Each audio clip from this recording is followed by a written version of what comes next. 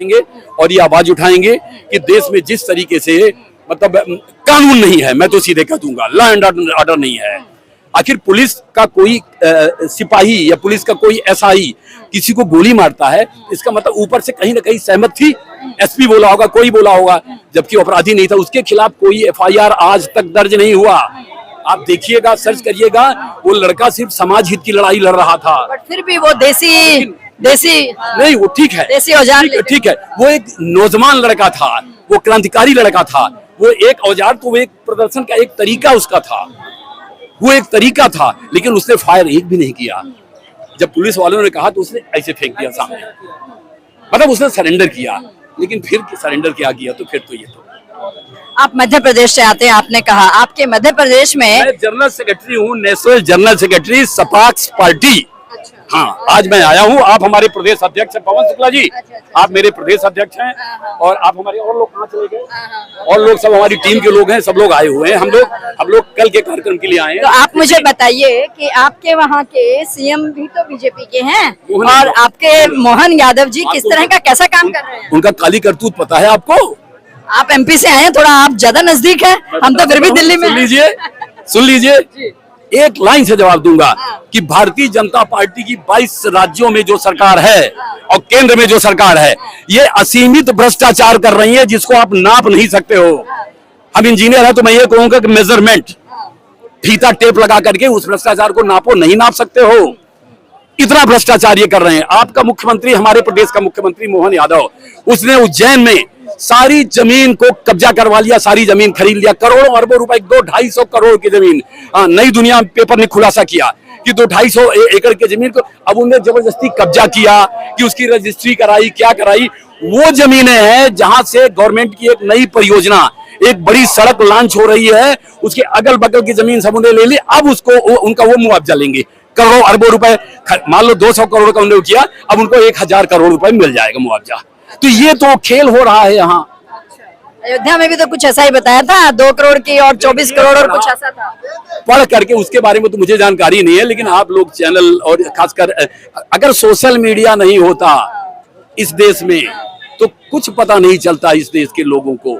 Social media ने क्रांति की अलग वहाँ पर आवाज आपके सीएम साहब आप धन्यवाद के पात्र हैं, जो आप हम लोग की आवाज को बता रहे हैं जनता के बीच में कि हाँ ऐसा ये कर रहे हैं अन्याय। हम तो जनता की ही आवाज लेते हैं, चाहे वो पक्ष में बोले या विपक्ष में बोले, लेकिन जनता की आवाज हम हमेशा लेते हैं। और आपने जैसे मोहन यादव जी के बताया, सीएम साहब के लिए बताया, तो आपके जो मोहन यादव जी हैं, जो जमीन घोटाला जिस तरह से आप बता रहे हैं वो सब है, तो बहुत लोग तो ये कह रहे हैं कि नहीं, ये इस तरह की बात नहीं है। ये भी तो बात आ रही है। देखिए, जिसकी सरकार होती है तो उसकी जांच कौन करेगा? यहाँ तो सबसे बड़ा इनके पास ईडी सीबीआई तो सब इन्हीं की है। हमारी है, आपकी है ईडी, इनकी है ईडी सीबीआई। उनकी कौन जांच करेगा? भाजपा के मंत्रियों की, मुख्यमंत्री की कौन जांच करेगा? कौन आवाज उठाएगा? जब वही है कि नकार खाने में तूती बोलती है। नकार उनकी आवाज, हम लोगों की आवाज नकार खाने में जब तक हमारा विधायक सांसद जीत करके नहीं आएगा, और हम उसके लिए लड़ रहे हैं, प्रयास कर रहे हैं, हमारी पार्टी आवाज उठा रही है। और निश्चित रूप से 27 का जो विधानसभा चुनाव यूपी का होगा, हम वहां पर मजबूती से लड़ेंगे। हमारा एक मोर्चा बना है, फ्रंट RVM, राष्ट्रीय विकल्प मोर्चा, जिसके राष्ट्रीय अध्यक्ष एडवोकेट अनिल मिश्रा जी हैं, जो ग्वालियर हाईकोर्ट के वकील हैं, जो एट्रोसिटी एक्ट के झूठे मुकदमे में ग्वालियर में जेल चले गए थे, जिनने कहा है कि बाबा साहेब अंबेडकर संविधान निर्माता नहीं हैं, BN राव संविधान निर्माता हैं।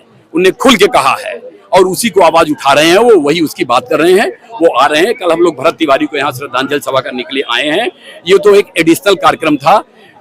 निश्चित रूप से सोनम वांगचुक एक इंडिया में, देश में एक अलग अहमियत रखने वाले व्यक्ति हैं। और आज 19वां दिन है शायद उनका, जहां तक मैं जानता हूं।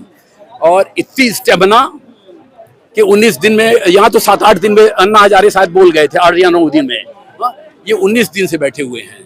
तो हमको तो नहीं लगता कि ये कंटिन्यू कर पाएंगे, क्योंकि 20 तारीख से लोकसभा का सत्र चालू हो रहा है। हमको लगता है आज कल में एपिसोड ये खत्म सरकार करा देगी।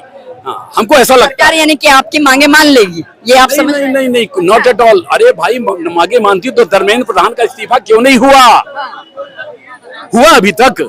इनका कोई मंत्री, मिनिस्टर, सांसद कोई आया यहाँ? कोई बातचीत नहीं। बताइए, नहीं आप ही बता दीजिए, आप तो सोशल मीडिया में। भाजपा सरकार का ना कोई मिनिस्टर आया, ना कोई मंत्री आया। लेकिन विपक्ष के सब आ रहे हैं, विपक्ष आएंगे, विपक्ष के आएंगे, बिल्कुल आएंगे। विपक्ष ये मान के चल रहे हैं कि नीट का घोटाला, और नीट का घोटाला क्या, यहाँ तो पेपर घोटाला आम हो गया, व्यापम।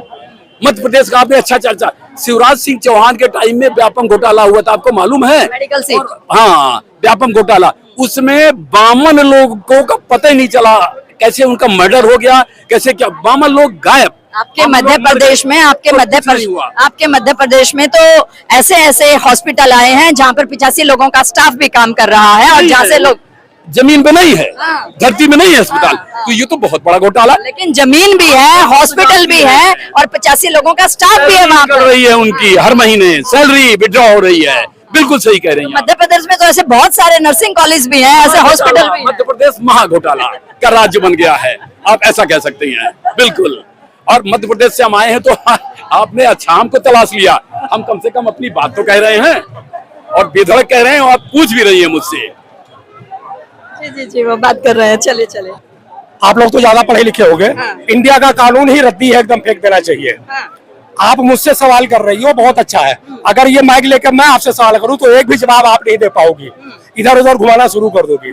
केवल एक सवाल का जवाब दे देना, पढ़े लिखे हुए आप लोग।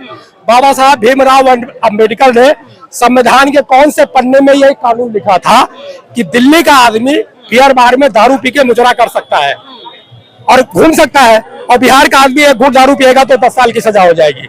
बाबा साहब ने कौन से संविधान के कौन से पन्ने में लिखा है? ये एक कानून, एक देश होना चाहिए।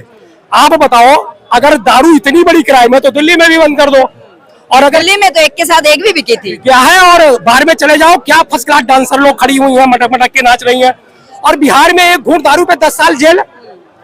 तो और कितना जबरदस्त वहाँ पर घोटाला चल रहा है इसी चीज घोटाले को छोड़ो। और मर रहे हैं लोग, नहीं, मर रहे देसी शराब से मर रहे हैं वहाँ नहीं, पर। पब्लिक तो वो चीज कहाँ से आ रही है? नहीं नहीं मैम, जनता का काम मरना ही है, सरकार का काम मारना होता है, जनता का काम मरना होता है, ये तो हमेशा से चला आया है।